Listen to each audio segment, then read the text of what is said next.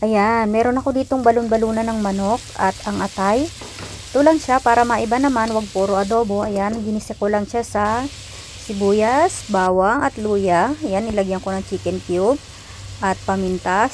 Siyempre yung sili na pampagana. Ayan, isang kutsa lang natin, ganyan lang kadali yan. At siyempre yung atay ng manok mamaya na. Ito na munang balon-balunan. Pakukuluan natin siya at hanggang sa lumambot. At ito na, isunod natin yung atay ng manok. Ayan, yung atay ng manok mabilis lang kasi yan na maluto, kaya panghuli yan. At syempre pagkatapos yan, lalagyan natin ng gata.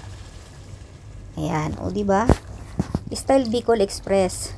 At syempre lagyan natin ng calamansi juice, pwede ring suka o lemon. At ito na yung ating finished product. Ayan, o diba? At syempre, titikman na natin siya. Siguradong mapaparami ng kanin.